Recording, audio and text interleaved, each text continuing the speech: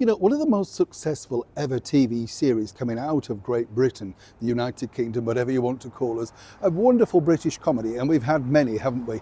I don't know about you chums, but I still love the likes of To the Manor Born, Are You Being Served, Benny Hill, Dick Henry. If you want to laugh, you should look back. That's the problem, isn't it? Now we have to look back in order to cheer ourselves up. It was funny, isn't it? You used to look forward to things, now you don't. Now this particular series is still going strong. The repeat still pulling millions, and not just here in the United Kingdom, but around the world, is the wonderful and brilliant Dad's Army. Now many years ago when I was very young, I was lucky enough to meet quite a few of the cast, you know, and because you're a kid, you just love them, don't you? You want them to be like they are, you know. My favourite was Frasier. Do you remember the guy that says, we're doomed, everybody was doomed? He was just brilliant, wasn't he? And I just thought he just took that role, you know, superbly. Now, I don't know if you know this, but Dad's Army was a wonderful favourite of the British monarchy, and in particular, the late Queen Elizabeth, and of course, the Queen Elizabeth, the Queen Mother. They just, you know, adored the show. I would go, you know, now you're a bit older, you think, yeah, because they lived through it, you know, so they understood what it was about. They went to inspect some of the home guards. They would have met a lot of these characters, wouldn't they, like Pike and Hodges and the Vicar and everything like that. And I think it was superbly written. I met, you know, David Croft and Jimmy Perry, wonderful people who literally just took inspiration from parts of their lives. You know, when you think about it, that's what makes the best comedy.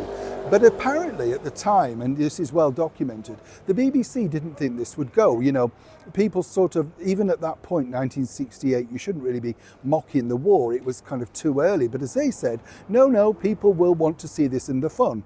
Again, it was only by a fluke that the BBC decided to screen the pilots, and a phenomenon was born.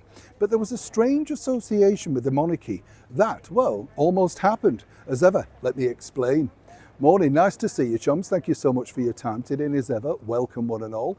Brand new subscribers, it's lovely to have your company. You know, as I said, lucky enough to meet some of the cast, and one of my favourites was Pike. Do you remember him with the scarf? I mean, that line, don't tell him Pike, is just there in British comedy history. It's just wonderful, isn't it? I even met the actor who said it as well. So, you know, I'm a total Dad's Army nut, as you can imagine. And the thing is, Ian Lavender, who played Pike, was very young at the time. In fact, he was the youngest cast member, and he just thought it was going to be in for maybe, you know, 1 or 2 episodes. He didn't realise he would be a reoccurring character and become such an iconic character. Now, I spent a lovely afternoon interviewing Ian in the #1 dressing room at the London Palladium, where we discussed everything about his career and whether he felt, you know, he'd had good bits or bad bits. At this particular point, he'd also been in the soap opera EastEnders, but as he said, in that era, once you were cast in something, you were truly cast.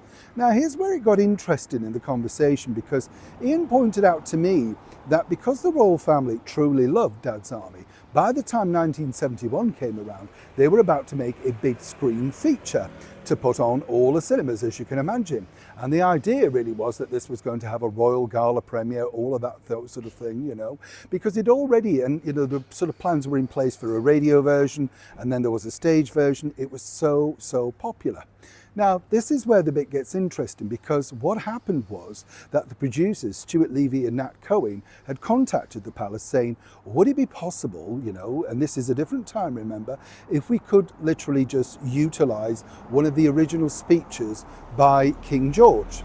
Eventually this got through to the Queen, and the Queen said, absolutely, you know. Now, the Queen Mother was over the moon, delighted, just, you know, whatever, just thought this is great, because obviously her husband once again was going to be back in the news. You can understand why she felt like that. You get the picture. Now, again, this is where it's interesting with business and how movies are made.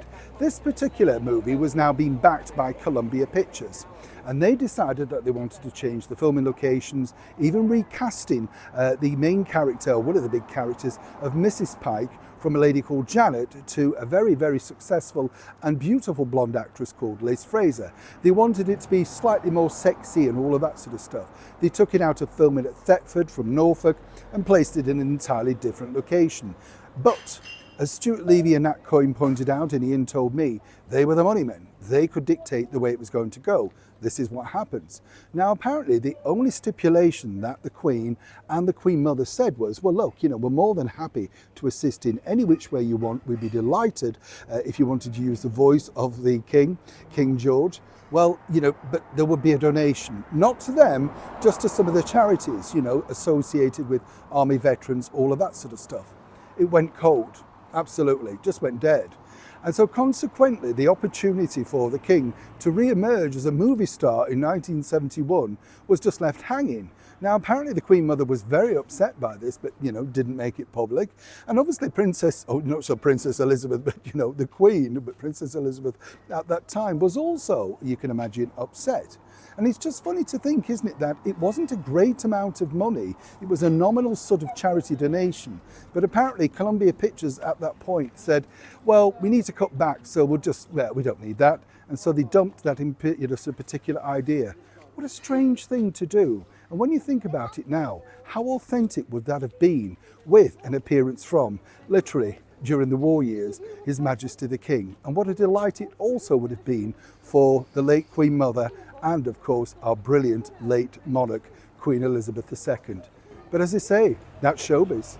Neil Sean in the very heart of London.